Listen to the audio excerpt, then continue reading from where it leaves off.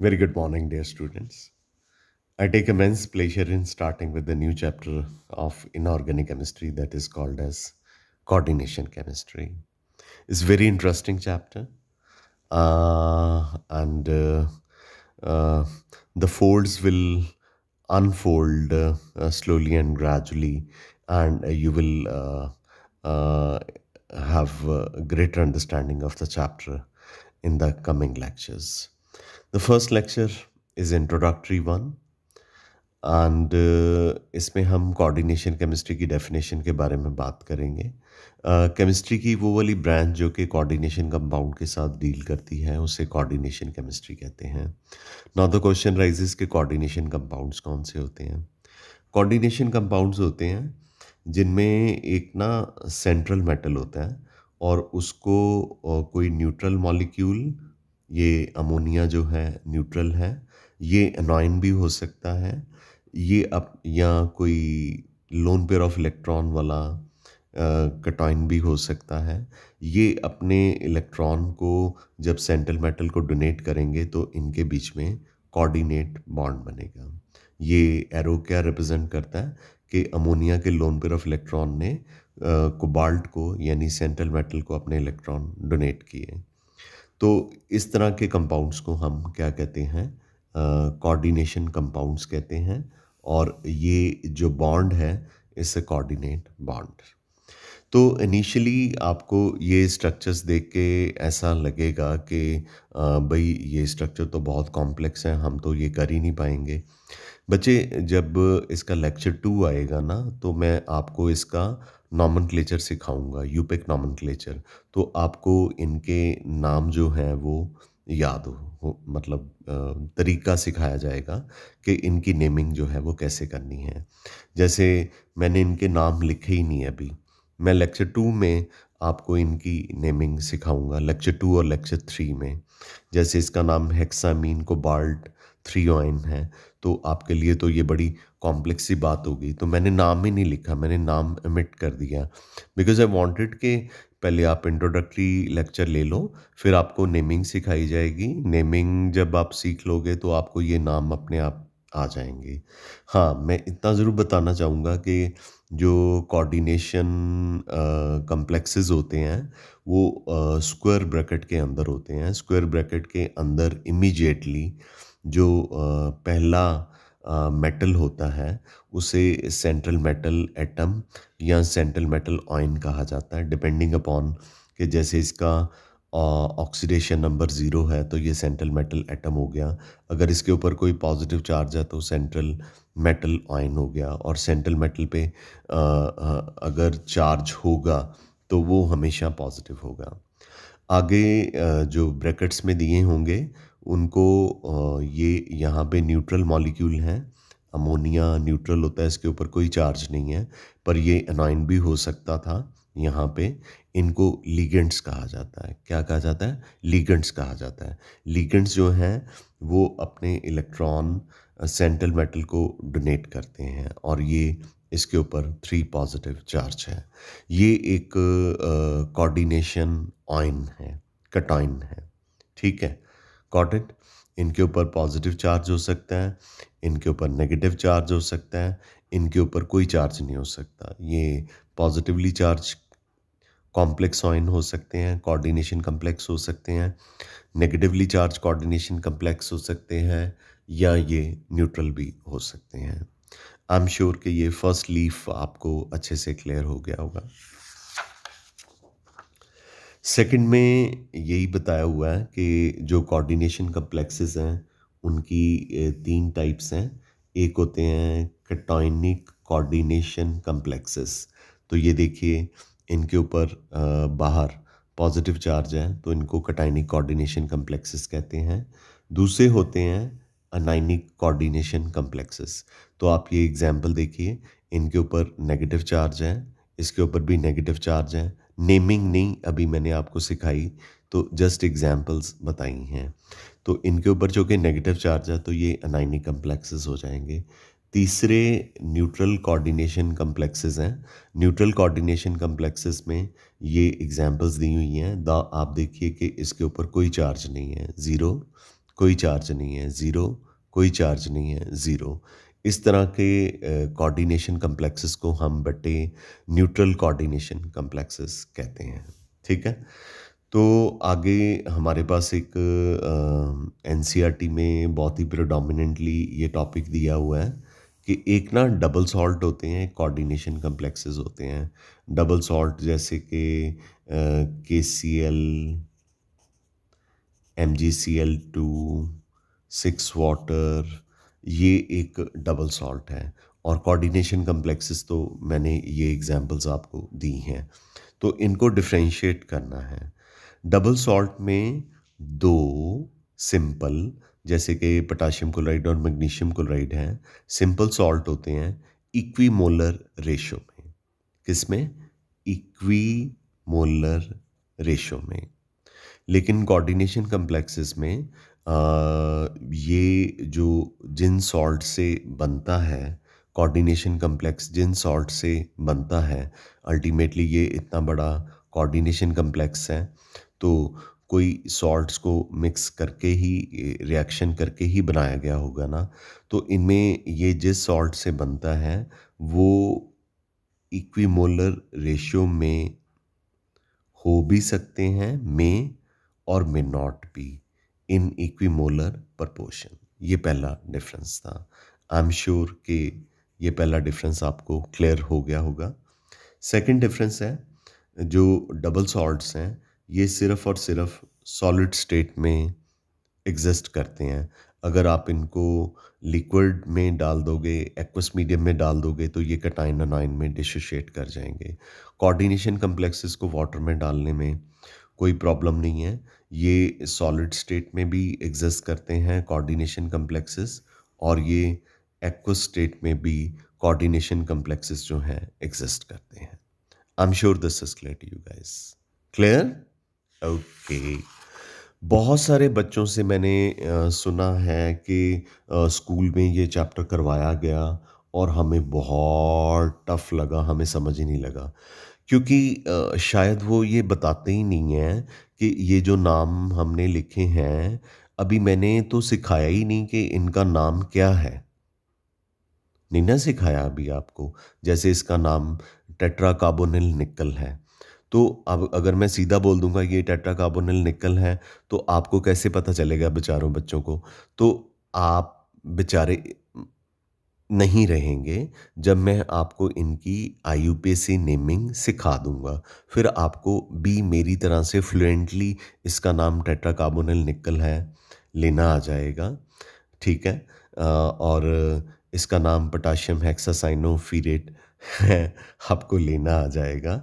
ठीक है? तो ये नेमिंग जो है वो आपको आ जाएंगी जब मैं आपको सेकंड और थर्ड लेक्चर में यूपिक नेमिंग सिखाऊंगा। Once IUPAC naming is clear to you, जैसे ऑर्गेनिक की नेमिंग होती है, यूपिक इनकी भी होती है। जैसे ही आपकी यूपिक नेमिंग क्लियर हो जाएगी तो आपको जो है वो चैप्टर अंडरस्टैंड करने में थोड़ा सा भी प्रॉब्लम नहीं होगा। रादर इनऑर्गेनिक केमिस्ट्री का सबसे आसान जो चैप्टर है वो कोऑर्डिनेशन केमिस्ट्री होता है। गॉट इट बच्चा? छोटा भी होता है कंपैरेटिवली पी ब्लॉक के। आगे चलते हैं। तीसरा डिफरेंस है, डबल सॉल्ट आयनिक के नेचर होते हैं और उनके अंदर कोई भी डू नॉट, मैंने इसको अंडरलाइन किया, कोई कोऑर्डिनेट बॉन्ड नहीं होता। जबकि कोऑर्डिनेशन कंपाउंड्स में दोनों तरह के बॉन्ड होते हैं, जैसे पोटाशियम और ये वाला जो पार्ट है सारा, पोटाशियम और ये वाला जो पार्ट है सारा, K4 और FeCN6, ये वाला जो पार्ट है, इनके बीच में आयनिक बॉन्ड है। और ये जो साइनाइड है और आयरन है, इनके बीच में कोऑर्डिनेट बॉन्ड है। ठीक है? ये आगे चल के आपको और भी क्लियर हो जाएगा। चौथा डिफरेंस हमारे पास है,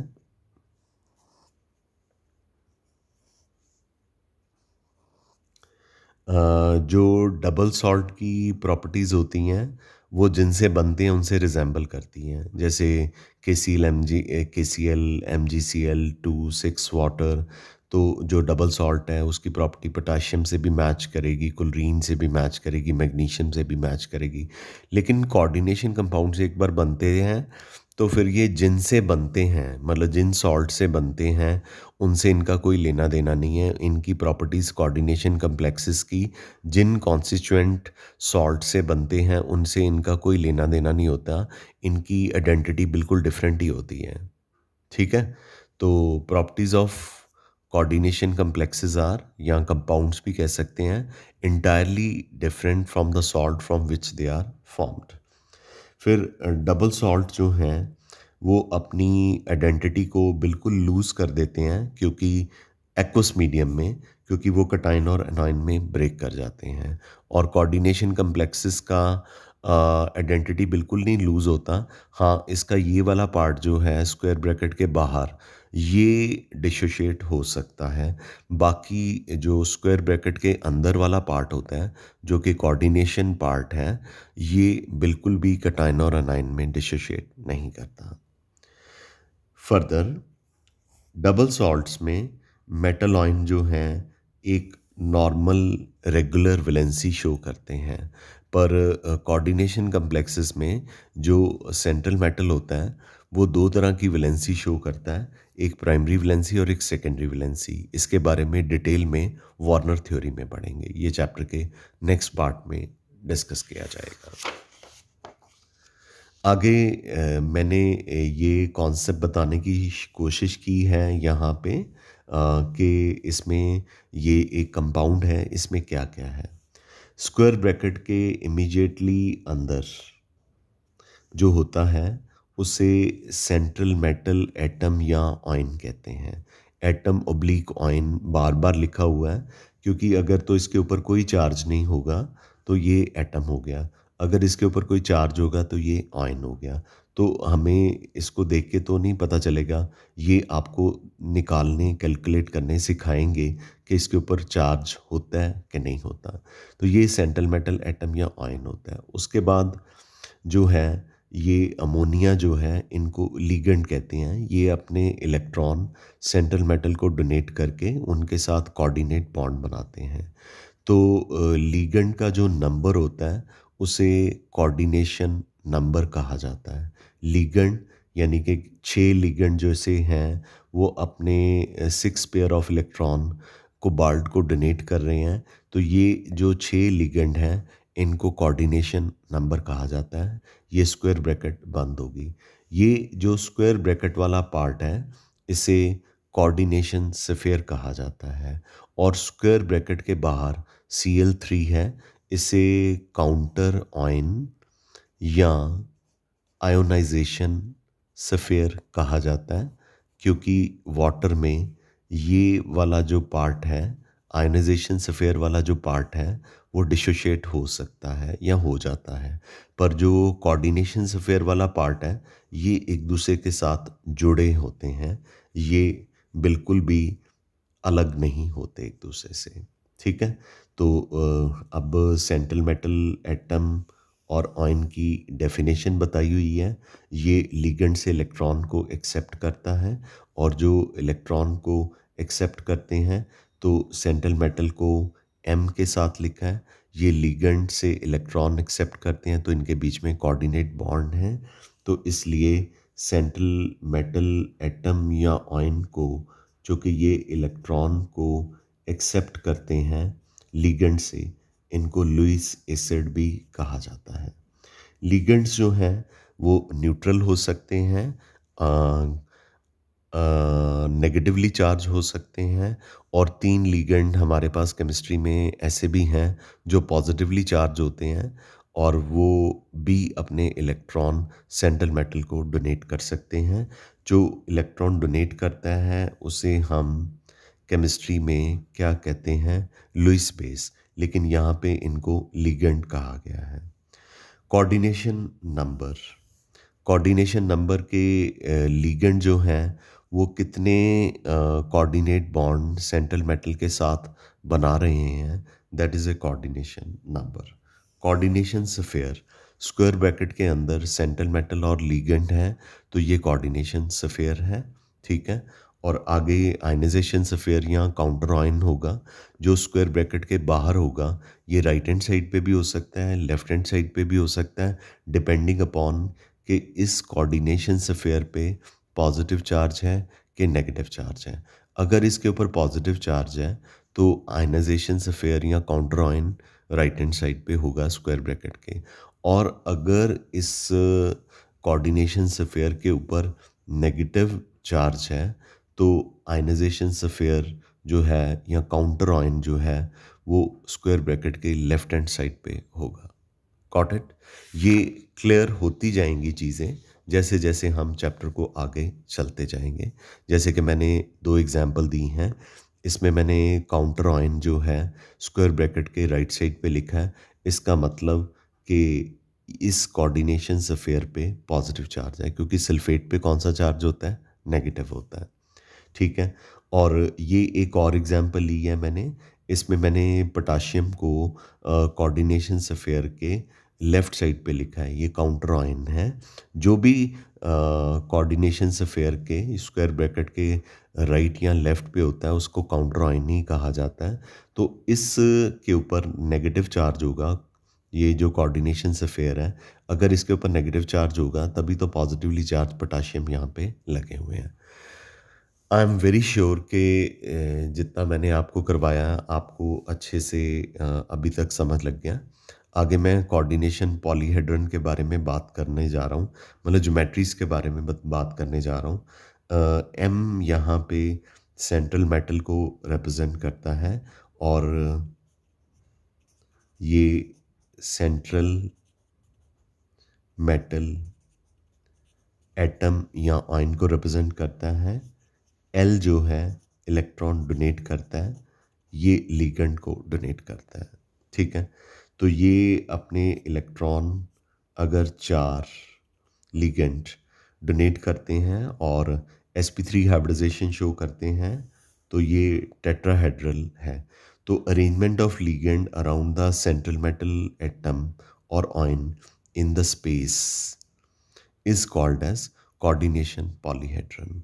ये स्क्वायर प्लेनर भी हो सकता है और ये ट्राइगनल बाइपिरामिडल है, क्योंकि 3 लिगेंड जो हैं एक ट्रायंगल की फॉर्म में है और 2 लिगेंड ऊपर और नीचे एक्शियल बॉन्ड के साथ हैं। ये ट्राइगनल बाइपिरामिडल है। ये वाली ज्योमेट्रीज हमने इस चैप्टर में पढ़नी है, तो बहुत सिंपल हो गया ना फिर। उसके बाद हमारे पास है स्क्वायर पिरामिडल। ये एक स्क्वायर बना हुआ है और एक पिरामिड जो है वो लिगेंड के साथ बना हुआ है, तो ये स्क्वायर पिरामिडल हो गया। ये ऑक्टाहेड्रल है और हाइब्रिडाइजेशन के अकॉर्डिंगली इनकी ज्योमेट्रीज होती हैं। अगली डेफिनेशन हमारे पास होमोलेप्टिक कम्प्लेक्सेस की है। अगर सेंट्रल मेटल के साथ एक ही काइंड के लिगेंड्स लगे हों, मतलब लिगेंड 2 तरह के भी हो सकते हैं। आगे मैं हीटरोलेप्टिक कम्प्लेक्सेस में 2 तरह के लिगेंड्स के बारे में बात करूँगा। तो अगर सेंट्रल मेटल एक ही तरह के लिगेंड, जैसे सारे के सारे 6 के 6 अमोनिया हैं, तो इस तरह के कोऑर्डिनेशन कम्प्लेक्सेस को होमोलेप्टिक कोऑर्डिनेशन कम्प्लेक्सेस कहते हैं। हीटरोलेप्टिक कोऑर्डिनेशन कम्प्लेक्सेस जो हैं उसमें सेंट्रल मेटल एटम या आयन है जो हैं 2 अलग अलग तरह के या 3 अलग तरह के या 4 अलग तरह के या 5 या 6 भी हो सकते हैं लिगेंड सेंट्रल मेटल के साथ लगे हुए हैं। तो इस तरह के कम्प्लेक्सेस को हीटरोलेप्टिक कम्प्लेक्सेस कहते हैं। जैसे कोबाल्ट के साथ 4 अमोनिया और 2 क्लोरीन लगे हुए हैं, तो क्लोरीन और अमोनिया दोनों डिफरेंट काइंड ऑफ लिगेंड हैं। तो अगर डिफरेंट काइंड ऑफ लिगेंड्स जो हैं सेंट्रल मेटल के साथ कोऑर्डिनेशन बॉन्ड बना रहे हैं, तो इस तरह के कम्प्लेक्सेस को हम क्या कहते हैं? हीटरोलेप्टिक कम्प्लेक्सेस कहते हैं। बात कर लूँ आपसे थोड़ी सी। एक्चुअली ऐसा है कि कॉन्टीन्यूसली बोल बोल के थोड़ा सा बोर्डम सा हो जाता है, तो चलो आपसे कुछ बात करते हैं। बात ये है कि अभी आपको ये अगर आपने पीछे सारे चैप्टर साथ साथ नहीं याद किए, वैसे तो हर वीक आपका टेस्ट हो जाता है, तो अगर साथ साथ नहीं याद किए तो याद करना शुरू कीजिए। अभी इस चैप्टर से ही शुरुआत कर लीजिए, ठीक है? अ, और आप कुछ कहना चाहते हो? हाँ, आप मुझे व्हाट्सएप कर देना जो भी कहना चाहते हो, क्योंकि बोल बोल के बैंड बज जाता है। तो मोनोलॉग होता है ना ये, मोनोलॉग जैसे मतलब किसी पिक्चर में किसी हीरो ने, हाँ मैं हीरो हो गया ना यार, तो किसी पिक्चर में किसी हीरो ने 40 मिनट का एक मोनोलॉग बोलना है, एक ही डायलॉग, मतलब 40 मिनट कॉन्टिन्यूसली बोलना है और हीरोइन को बोलने ही नहीं देना। तो मेरा भी वही हाल है। नहीं, आप हीरोइंस नहीं हो सारे, आप कुछ मेरे कुलीग्स हो, मेरे स्टूडेंट्स हो, आप नहीं हो तो हीरो ही वैसे बेसिकली। आप इतनी बहादुरी के साथ ये सारे लेक्चर सुन रहे हो, तो डेफिनेटली जितना मेरा टास्क टफ है उतना आपका भी है। आगे चलते हैं होमो न्यूक्लियर कम्प्लेक्सेस में। होमो न्यूक्लियर कम्प्लेक्सेस में स्क्वायर ब्रैकेट में एक ही सेंट्रल मेटल होता है, दैट्स इट। इनको होमो न्यूक्लियर कम्प्लेक्सेस कहते हैं। आगे पॉली न्यूक्लियर कम्प्लेक्सेस हैं। नेमिंग नहीं मैंने बताई, एग्जाम्पल इसलिए बताई हैं कि डेफिनेशन को जस्टिफाई करने के लिए एग्जाम्पल तो बतानी पड़ेगी। अगर मैं डेफिनेशन पढ़ दूं कि homonuclear complexes are those in which only one metal atom ion is present, तो अगर मैं मतलब एग्जाम्पल दे दूं तो पता चल जाएगा ना कि स्क्वायर ब्रैकेट के अंदर एक ही सेंट्रल मेटल है। पॉलीन्यूक्लियर कम्प्लेक्सेस में दो सेंट्रल मेटल प्रेजेंट होते हैं। डेफ इसकी एग्जाम्पल देख के घबराना बिल्कुल मत। ये एक सेंट्रल मेटल है, एक ये सेंट्रल मेटल है। ये ब्रिजिंग कंपाउंड्स होते हैं। इनकी जो नेमिंग है अभी आगे चल के आएगी, ठीक है? आएगी मतलब आएगी, गॉट इट? क्योंकि मैं कुछ छुड़वा तो नहीं रहा, मैं आपको सारा कुछ करवा ही रहा हूँ। एम्बीडेंटेंट लिगेंड्स ऐसे लिगेंड्स होते हैं जो यूनिडेंटेट होते हैं, मतलब एक ही कोऑर्डिनेट बॉन्ड बनाते हैं। यूनिडेंटेट होते हैं मतलब एक ही कोऑर्डिनेट बॉन्ड बनाते हैं, पर उनमें एक कोऑर्डिनेट बॉन्ड बनाने के लिए दो तरह के एटम्स प्रेजेंट हो सकते हैं। जैसे ये सेंट्रल मेटल है, ये NO2 है, ध्यान से देखिए, और ये ONO है। फार्मूला तो सेम है ना, NO2 ONO, ONO, ये भी NO2 हो गया। तो इस NO2 में जो कोऑर्डिनेट बॉन्ड है वो नाइट्रोजन और मेटल के बीच में बन रहा है। मतलब नाइट्रोजन अपने इलेक्ट्रॉन सेंट्रल मेटल को डोनेट कर रहा है और इसे नाइट्राइटो N कह देते हैं, यानी कि कोऑर्डिनेट बॉन्ड नाइट्रोजन की हेल्प से बन रहा है। पर है ये यूनिडेंटेट ही है, मतलब कोऑर्डिनेट बॉन्ड एक ही बनाएगा। ये नहीं होगा कि नाइट्रोजन भी कोऑर्डिनेट बॉन्ड बना दें और ऑक्सीजन भी इसी के अंदर कोऑर्डिनेट बॉन्ड बना दें। तो आगे नाइट्राइटो O है, इसमें जो ONO का नाइट्रोजन है वो नहीं कोऑर्डिनेट बॉन्ड बना रहा सेंट्रल मेटल के साथ, बल्कि ऑक्सीजन जो है वो सेंट्रल मेटल के साथ कोऑर्डिनेट बॉन्ड बना रहा है। इसी तरह से SCN और NCS, बस थोड़ा सा ही हेर फेर है ना, इसमें भी एक सल्फर है, इसमें भी एक सल्फर है, इसमें एक कार्बन है, इसमें भी एक कार्बन है, इसमें भी एक नाइट्रोजन है, इसमें भी एक नाइट्रोजन है।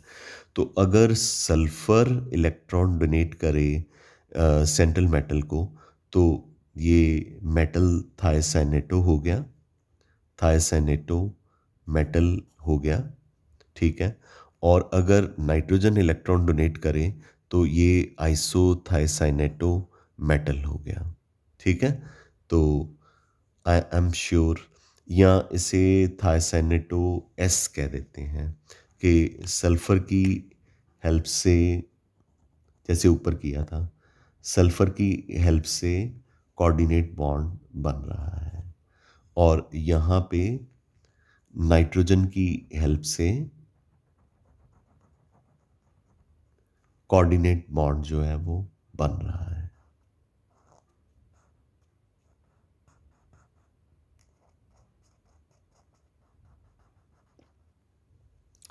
तो इस तरह के लिगेंड्स को एम्बिडेंटेट कहते हैं, मतलब कि वो डबल बिहेवियर शो करते हैं। मतलब कोऑर्डिनेट बॉन्ड वो एक ही बनाएंगे, लेकिन नाइट्रोजन के थ्रू भी बना सकते हैं, ऑक्सीजन के थ्रू भी। और सेकंड एग्जांपल में सल्फर के थ्रू भी कोऑर्डिनेट बॉन्ड बना सकते हैं, नाइट्रोजन के थ्रू भी बना सकते हैं। अब आगे हमारे पास डेफिनेशन है डेंटिसिटी की।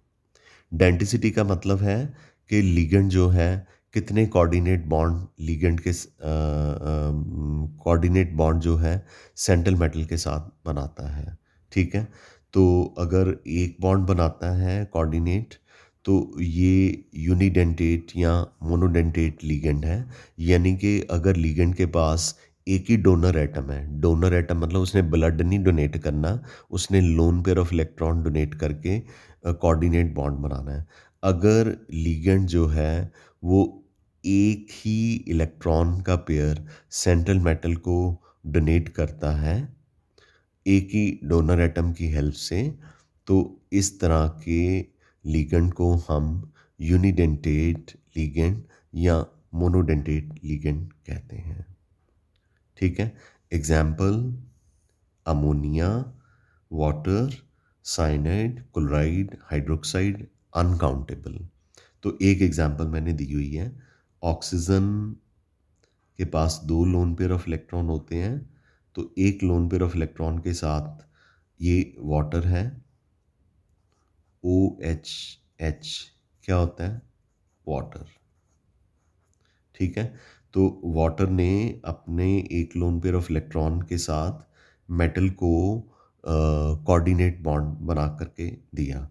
तो इसका मतलब कि लीगेंड के पास, वाटर लीगेंड के पास एक ही डोनर एटम है। जब लीगेंड के पास एक ही डोनर एटम हो और वो उससे कोऑर्डिनेट बॉन्ड बनाए, उसे यूनिडेंटेट या मोनोडेंटेट लीगेंड कहते हैं।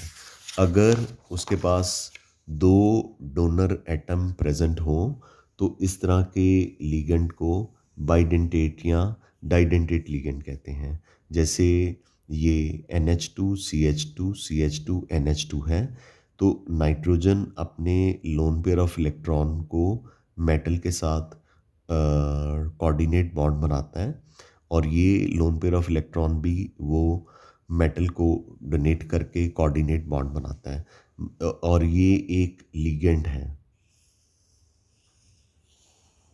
कौन सा लिगेंड है? बाइडेंटेट। और इसका नाम मैं आपको बताने जा रहा हूँ। ये इथेन है, इसके 1 पे अमाइन है, 2 पे भी अमाइन है, तो इसका नाम है इथेन 1,2 डाई अमाइन। और ये डाइडेंटेट लिगेंड है, और ये मेटल के साथ सेंट्रल मेटल को दोनों तरफ से, इसके पास मतलब दो डोनर एटम है। दो डोनर एटम कौन से हैं? दो नाइट्रोजन, जो अपने इलेक्ट्रॉन मेटल को डोनेट कर रहे हैं, और एक 5 मेंबर्ड रिंग भी बना रहे हैं। ये देखिए, 1 2 3 4 5 क्लोज्ड होगी ना, एक 5 मेंबर्ड रिंग भी बना रहे हैं, जिसको चीलेट रिंग कहा जाता है। ये भी एक आपके पास बाइडेंटेट लिगेंड है। इसमें ऑक्सीजन के ऊपर नेगेटिव चार्ज है, वो नेगेटिव चार्ज की हेल्प से अपने इलेक्ट्रॉन सेंट्रल मेटल को डोनेट कर रहा है। ये भी बाइडेंटेट लिगेंड है, और ये इसका नाम ऑक्सलेट आयन है, और ये भी चीलेट रिंग बना रहा है। ठीक है, तो उसके बाद ट्राइडेंटेट और टेट्राडेंटेट लिगेंड में 3 डोनर एटम होते हैं। टेट्राडेंटेट लिगेंड में 4 डोनर एटम होते हैं। पेंटाडेंटेट लिगेंड में 5 डोनर एटम होते हैं। इसकी एग्जांपल है EDTA3 negative, ethylene diamine tri acetato 3 negative.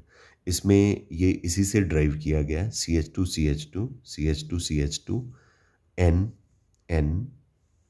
फिर इसके बाद जो H2 था, उसकी जगह पे CH2COO नेगेटिव लग गया, एसीटेट, और एक H लगा रह गया।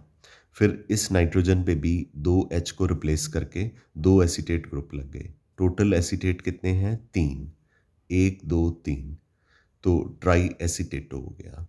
और ये 3 अपने इलेक्ट्रॉन सेंट्रल मेटल को डोनेट कर सकते हैं, और ये 2 नाइट्रोजन भी डोनर एटम्स हैं, ये भी अपने इलेक्ट्रॉन सेंट्रल मेटल को डोनेट कर सकते हैं। तो इसका नाम है इथिलीन डाई अमाइन, नाइट्रोजन की वजह से ट्राई एसीटेटो, ये 3 ट्राई एसीटेट हैं, 1 2 3। 3 नेगेटिव इसलिए because it has got 3 negative charge. ये पेंटाडेंटेट लिगेंड था। I am sure this is clear to you guys. Clear? आगे मेरे पास हेक्साडेंटेट लिगेंड है। हेक्साडेंटेट लिगेंड पेंटाडेंटेट जैसा ही है और इसकी एग्जांपल EDTA4 नेगेटिव है। पेंटाडेंटेट लिगेंड में यहाँ पे H लगा था, यहाँ पे अब CH2COO नेगेटिव लगा दिया। तो ये डोनर एटम है, ये भी डोनर है, ये भी डोनर एटम है, ये भी डोनर एटम है। इसके अलावा ये नाइट्रोजन डोनर एटम है और ये नाइट्रोजन भी डोनर एटम है। ठीक है। अब मैंने पीछे चिलेशन के बारे में थोड़ी सी बात की थी।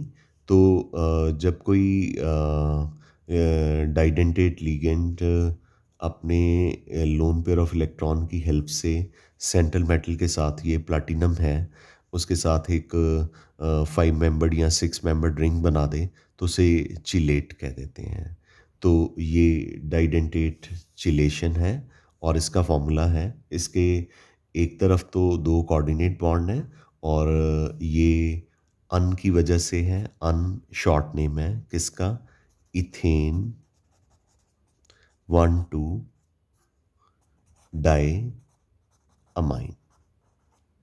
और इसको हमारे टाइम में लिखा हुआ सारा इथिलीन डाई अमाइन कहते थे। तो आपको 3 नाम इसके पढ़ने को मिल सकते हैं। इसको अन भी कहते हैं, इसको इथेन 1,2 डाईअमाइन भी कहते हैं, इसे इथिलीन डाईअमाइन भी कहते हैं। तो दूसरी तरफ क्लोरीन जो है 2, वो अपने इलेक्ट्रॉन मेटल को, प्लेटिनम को डोनेट कर रहे हैं और इसकी फार्मूला बनेगा स्क्वायर ब्रैकेट के अंदर। पहले सेंटर मेटल लिखते हैं प्लेटिनम, 2 क्लोरीन है, 2 क्लोरीन लिखती है। इस पूरे को क्या कहते हैं? अन। अन स्टैंड फॉर, अन बोले तो इथेन 1,2 डाईअमाइन या इथिलीन डाईअमाइन। ठीक है, ये मैंने लिखा भी हुआ है, अन इथेन 1,2 डाईअमाइन, ये इसका फार्मूला है, इसे इथिलीन डाईअमाइन भी कहते हैं। ये ट्राइडेंटेड लिगेंड की एग्जांपल है। इसमें 3 तरफ से नाइट्रोजन अपने इलेक्ट्रॉन डोनेट कर सकता है।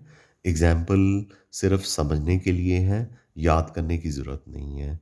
ठीक है, तो आप याद कर सकते हैं। तो नथिंग लाइक दैट, ये ट्राइडेंटेट सेशन है, मतलब कि ये ट्राइडेंटेट लिगेंड ने 3 नाइट्रोजन से अपने इलेक्ट्रॉन प्लैटिनम को डोनेट किए हैं। I am sure this is clear to you.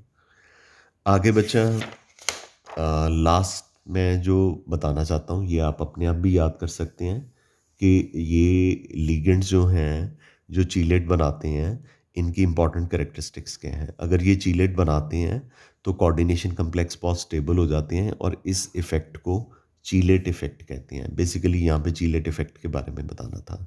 जितनी ज़्यादा लिगेंड की डेंटिसिटी होगी, मतलब कि एक लिगेंड में जितने ज़्यादा डोनर एटम होंगे उतना ही कोऑर्डिनेशन, मतलब उतनी ही स्टेबल रिंग बनेगी और कोऑर्डिनेशन कम्प्लेक्स उतना ही ज़्यादा स्टेबल होगा। फाइनली जो लिगेंड हैं, अगर उनमें ग्रुप का साइज़, डोनर एटम का साइज़ बहुत ही बड़ा है तो फिर रिंग जो है स्टेबल नहीं बनती। चीलेट्स फॉर्मेशन की इम्पॉर्टेंस है।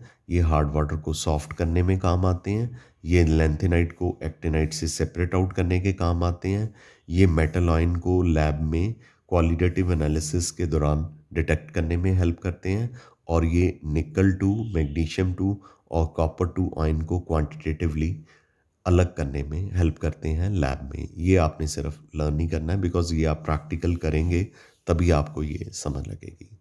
आई am sure the lecture is very very clear to you and I have done justification. Notes are very good. Please learn from the notes only, and this will be useful to you. Thank you very much, guys. मैं थक गया हूँ यार. Thank you very much. We call it a day. Love you all, and hope to listen from you very soon. Thank you. Great day.